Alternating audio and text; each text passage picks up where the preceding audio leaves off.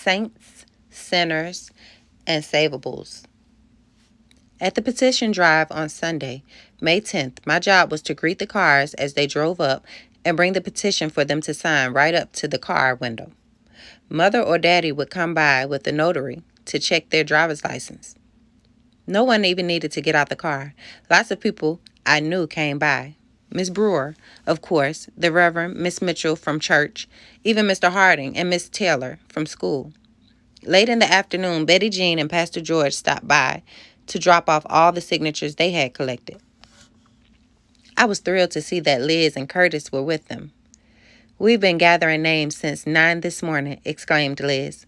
"Only one person we asked refused to sign." "Marley, I think this just might work." "You should have seen her," said Curtis. "If someone was hesitant or nervous about signing, Liz just started talking. And by the time she was done, not only had the first person signed, but he'd gotten 3 of his friends to sign too." "Liz can be very persuasive," I said. "You can say that again," said Curtis. Liz blushed, and he beamed at her the way I'd always wished a boy would look at me. By Monday, Stop had enough names, but Cross got their petitions in too, so all 6 board members were being recalled. The special school board election was set for Monday, May 25th. That afternoon, Dr. Agar and Miss Brewer came to our house to talk to my parents about the next step for Stop.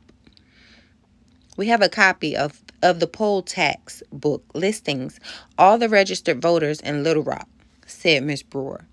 "We need to put their names, addresses, and phone numbers onto note cards. Next, we'll divide the city into sections, assign each section a ward captain, and give each captain a shoebox full of cards with the names of all the voters in their area. Block workers will then personally contact as many voters as possible before the election." "Do you think that will help?" asked Mother. "It has in other cities when there was a tight election," said Miss Brewer. "But we won't win without the Negro vote." "Pastor George and I will handle that," said Betty Jean. There were already tea and cookies on the coffee table, but this time, instead of going back into the kitchen, she was standing in the doorway, listening to the conversation. "Good," said Dr. Agar. "Then there's only one problem." "What?" asked Daddy. "There are 30,000 registered voters in Little Rock," admitted Miss Brewer. 30,000, repeated Daddy. "But the election is only 2 weeks away." "By the time we get all the cards organized," Mother shook her head, "it's impossible." But I was doing some calculations. "No, it's not." They all turned to look at me. 30,000 names sounds like a lot. I agreed. But if you divide it up between 30 people, that's only 1,000 names each. If you figure it takes a minute per card, that's 1,000 minutes, or about 17 hours. That's not forever. It's one long weekend. They all stared at me. What can I say? I've always liked long division. Marley is very good at math. Mother sounded proud. "If you have more people," I said, "it'd take even less time." Dr. Agar looked at Miss Brewer. She nodded. "We'll see what we can do."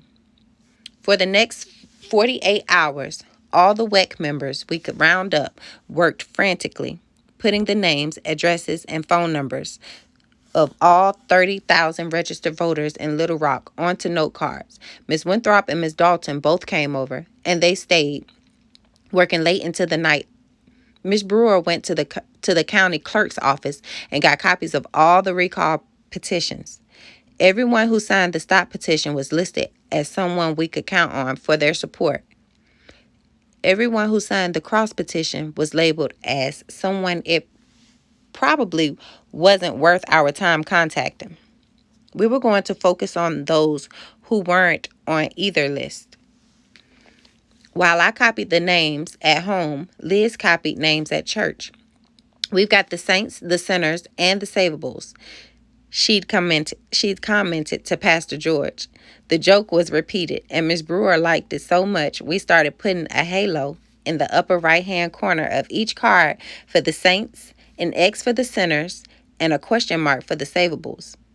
When we were done, there were 100 shoeboxes stacked in our living room, full of 300 cards each. The plan was simple. On election day, we had to get all the Saints to the polls. We didn't want to do anything to remind the sinners that there was an election going on. Though Miss Brewer nixed Miss Winthrop's idea of letting the air out of their car tires, we would spend our time on the Savables, contacting them and trying to win them over to our cause. Mother kept one of the boxes for herself. Every minute she wasn't at school, she spent on the phone or having tea or just dropping in on the neighbors we hadn't talked to in years. At night, she'd tell Daddy and me about whom she contacted and whom she'd won over. Betty Jean got her own shoebox of people in her neighborhood, and Daddy told her to make free use of our phone. So she got real good at dialing and cooking, sweet talking and folding laundry. Her box was mainly full of Saints and Savables. The real problem was convincing people it was worth taking the time to vote. Liz organized some students from Philander Smith College to provide rides to the polls on election day. People want to vote, but we have to make sure that they can get there. I helped with a rally stop held on May 19th at Robinson Auditorium to get people energized about the election. Pastor George held a separate rally for Negroes at Dunbar Community Center the same evening. I thought it was odd that even though we were working together on a common goal, we still had separate rallies, but no one else said a word about it.